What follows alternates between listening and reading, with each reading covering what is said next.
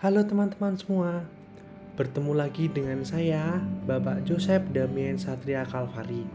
Nah, teman-teman semua bisa panggil Bapak Mr. Joseph.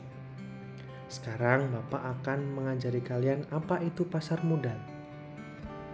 Oke, sebelum itu kita akan membahas mengenai standar kompetensi dan kompetensi dasar. Standar kompetensi untuk materi ini adalah mengenal pasar modal dan mengenal investasi. Apa sih kompetensi dasarnya? Kompetensi dasarnya adalah mendeskripsikan pasar modal dalam perekonomian dan mensimulasikan mekanisme perdagangan saham dan investasi di pasar modal. Oke, itu SK dan KD-nya. Kemudian sekarang kita lanjut ke tujuan pembelajaran. Apa sih tujuan pembelajaran materi pasar modal kelas 11 semester 2 ini? Nah, diharapkan adik-adik semua atau anak-anak, teman-teman semua, peserta didik mampu mendeskripsikan pengertian, fungsi dan peran pasar modal, menganalisis keuntungan dan kekurangan instrumen pasar modal, membandingkan dan membuat gambar mekanisme transaksi pasar modal antara pasar perdana dan pasar sekunder dengan penuh tanggung jawab, bekerja keras, toleransi, dan bekerja sama. Oke, yuk mari kita mulai. Apa sih itu investasi? Investasi adalah kegiatan membeli produk keuangan dengan harapan mendapatkan nilai jual yang lebih tinggi dan bagi hasil pada masa mendatang. Dengan melakukan investasi, orang dapat memiliki harta dan aset di masa depan, mempertahankan nilai kekayaan dan nilai uang agar tidak tergerus kenaikan inflasi. Oke, jadi di sini investasi itu kita menanamkan uang kita dan berharap uang itu akan berkembang menjadi lebih banyak dengan beberapa catatan dan teknik-teknik tertentu. Oke, kemudian tadi ada kata-kata inflasi. Jadi sebenarnya inflasi itu apa sih? Inflasi adalah kenaikan harga barang secara umum dalam suatu periode. Jadi ilustrasinya seperti itu. Ada mie instan. Pada tahun 1997, harga mie instan adalah Rp250. Kemudian pada tahun 2012, harga mie instan menjadi 1.400. Nah, di sini ada kenaikan harga antara tahun atau dari tahun 1997 ke tahun 2012. Ada kenaikan harga. Harganya itu naik sebesar 460% dalam 15 tahun. Wow, ini sangat-sangat tinggi ya. Dalam 15 tahun itu kenaikan harga atau inflasi barang secara keseluruhan itu digambarkan dengan ilustrasi harga mie instan ini. Oke, itu sedikit mengenai investasi dan inflasi. Kemudian, apa sih sebenarnya yang kita mau omongkan ini? Pasar modal itu apa? Pasar modal, tempat atau apa? Sebenarnya apa, teman-teman? Oke, sebentar lagi akan kita bahas. Oke. Nah, menurut Undang-Undang Pasar Modal Nomor 8 Tahun 1995, definisi pasar modal adalah mekanisme yang mempertemukan perusahaan yang memerlukan dana emiten untuk kepentingan ekspansi usahanya dengan masyarakat yang memiliki kelebihan dana dan mau melakukan investasi atau investor. Ada saham, obligasi, dan reksadana. Oke, seperti itu. Next, peran dan fungsi pasar modal. Pasar modal memiliki peran penting bagi perekonomian suatu negara karena pasar modal menjalankan dua fungsi, yaitu pertama sebagai sarana bagi pendanaan usaha dan sebagai sarana bagi perusahaan untuk mendapatkan dana dari masyarakat pemodal atau investor. dana yang diperoleh dari pasar modal dapat digunakan untuk pengembangan usaha, ekspansi, penambahan modal kerja, dan lain-lain. Kedua, pasar modal menjadi sarana bagi masyarakat untuk berinvestasi pada instrumen keuangan seperti saham, obligasi, reksadana, dan lain-lain. Dengan demikian, masyarakat dapat menempatkan dana yang dimilikinya sesuai dengan karakteristik keuntungan dan risiko masing-masing instrumen. Oke, jadi seperti itu teman-teman, peran dan fungsi pasar modal. Nah, kemudian instrumen pasar modal itu ada apa aja sih? Ada saham, obligasi, derivatif, dan reksadana.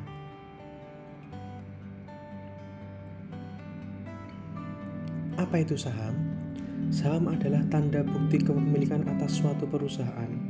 Dengan berinvestasi pada saham, berarti membeli saham tersebut dan turut menjadi pemilik dari suatu perusahaan. Oke, jelas ya.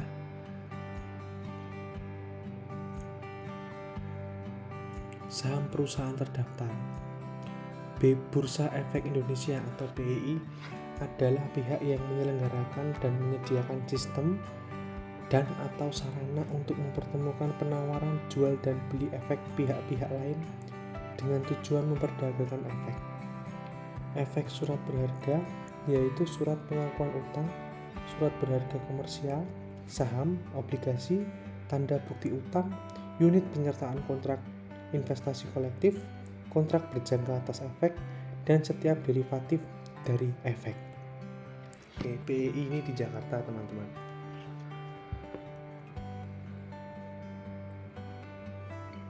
Oke, ini merupakan contoh perusahaan terdaftar. Ada nomor 1 ada AALI, kodenya AALI, nama perusahaannya Argo Astra Argo Lestari Tbk. Tanggal IPO itu adalah tanggal bahwa dia diperdagangkan di bursa atau dia siap menerima dana dan siap investor siap membeli pada tanggal 9 Desember 1997. Sahamnya senilai 1.574 sekian dan papan pencatatannya di papan utama. Contoh lagi kedua, ada kodenya ABBA. Nama sahamnya atau nama perusahaannya Mahaka Media. Tanggal IPO sekian, sahamnya sekian, dan tercatat di papan pencatatan yang pengembangan. Oke. Penjelasan informasi mengenai tadi perusahaan terdaftar tadi. IPO adalah tadi yang sudah saya sampaikan tadi. Penawaran umum perdana adalah penjualan pertama saham umum sebuah perusahaan kepada investor umum. Kemudian ada kode TBK tadi. Nah, TBK itu merupakan perusahaan terbuka. Perusahaan yang sebagian atau seluruh sahamnya dimiliki oleh masyarakat. Kemudian tadi ada papan utama, papan pengembangan. Apa sih itu? Papan pengembangan atau papan utama itu berbeda.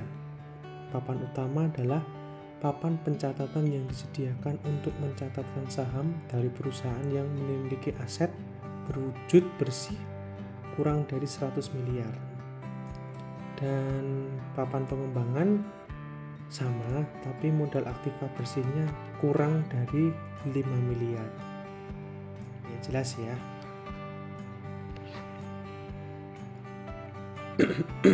Apa sih keuntungan dan risiko investasi saham?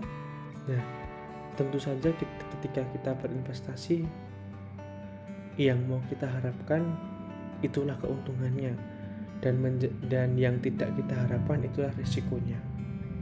Jadi keuntungan dari investasi saham ini ada dua, yaitu dividen dan capital gain. Apa itu? Dividen adalah bagi hasil keuntungan perusahaan. Kemudian capital gain adalah selisih harga beli kita dan harga jual ketika kita menjual saham tersebut. Ketika ada selisih, berarti ketika ada harga jual lebih tinggi daripada harga waktu kita beli, artinya ada keuntungan, dan itu yang disebut capital gain. Oke, kemudian risikonya apa? Jelas kebalikannya tadi, capital loss. ketika harga saham yang kita jual lebih murah daripada harga pada saat kita beli dulu. Kita beli saham A harga 1000, dijual ternyata lakunya hanya 800. Di situ ada kerugian 200. Nah, itulah yang disebut capital loss. Kita rugi resikonya di situ. Kalau capital gain tadi, ketika kita membeli saham harga 1000, kemudian kita jual selang 1 bulan atau 2 bulan harganya menjadi 1200, ada selisih 200, itulah yang disebut capital gain. Kita untung 200. Kemudian tadi resikonya ada resiko likuiditas, ini kaitannya delisting atau perusahaan ini tidak melakukan kinerja dengan bagus sehingga likuiditasnya kurang. Kemudian ada resiko kebangkrutan. Nah, ini kalau ini jelas ya, ketika kita menanam saham ke suatu perusahaan dan perusahaan itu tidak mampu beroperasional, tidak mampu menghasilkan laba, beroperasional atau tidak mampu, apalagi menghasilkan laba, jelas itu di ambang pailit atau kebangkrutan itu. Dan kita yang sudah menanamkan saham di situ sangat-sangat beresiko terhadap perusahaan itu, uang kita tidak kembali. Jadi ya, resiko kebangkrutan itu. Dan nah, kita masuk ke obligasi. Apa sih obligasi itu? Obligasi adalah surat pernyataan utang dari penerbit obligasi kepada pemegang obligasi beserta janji untuk membayar kembali pokok utang beserta kupon pada saat tanggal jatuh tempo pembayaran. Dengan berinvestasi pada obligasi, berarti kita memberikan pinjaman kepada perusahaan yang menerbitkan obligasi. Ya, seperti itu. Oke, kemudian kita ke karakteristik obligasi.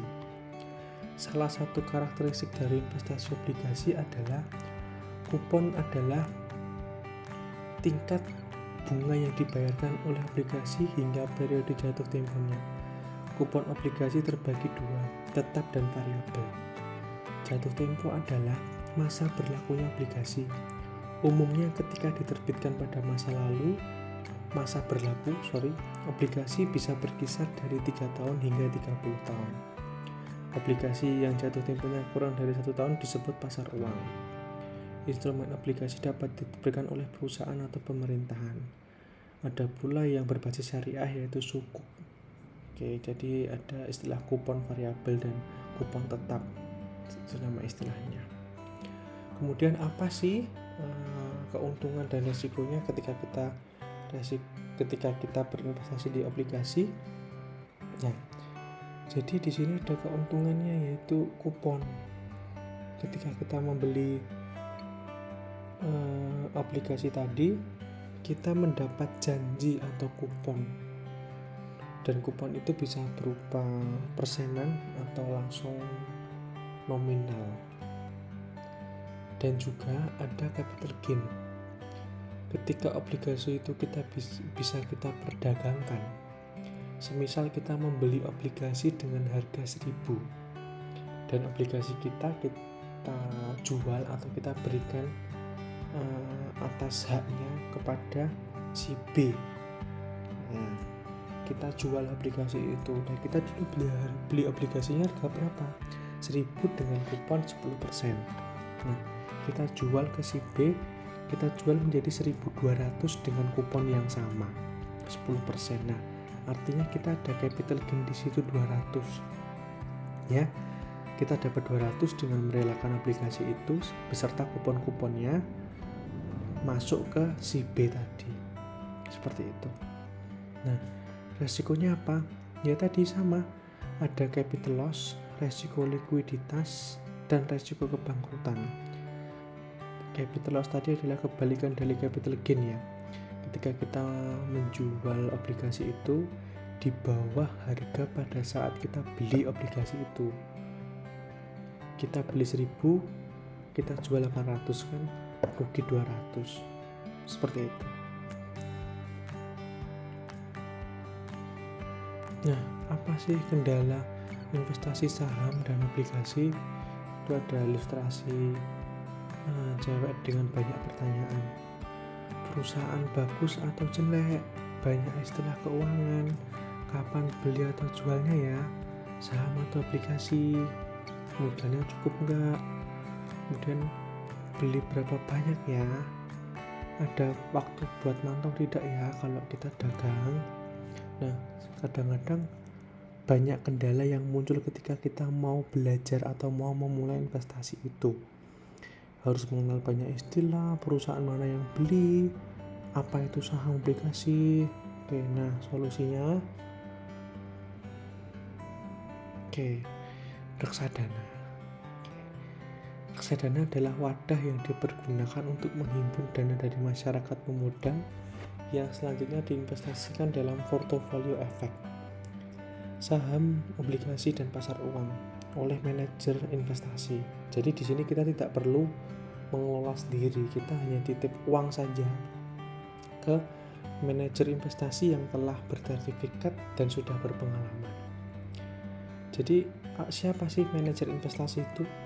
Manajer investasi adalah pihak yang mendapat izin dari OJK atau Otoritas Jasa Keuangan untuk melakukan kegiatan pengelolaan investasi.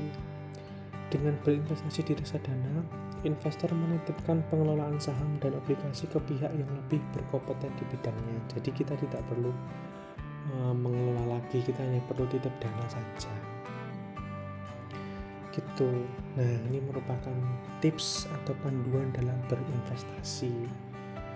Berinvestasilah pada instrumen investasi resmi yang terdaftar di Otoritas Jasa Keuangan atau OJK. Kemudian memahami cara kerja instrumen investasi. 3. Memahami dan siap dengan potensi risiko yang dihadapi. Kemudian yang terakhir, berinvestasilah sesuai dengan kebutuhan dan profil risiko masing-masing Anda atau teman-teman semua. Oke, itu tadi penjelasan Bapak mengenai materi pasar modal ini. Nah, atas perhatian teman-teman semua, Bapak ucapkan terima kasih ya. Selamat bertemu di lain kesempatan. Bye-bye.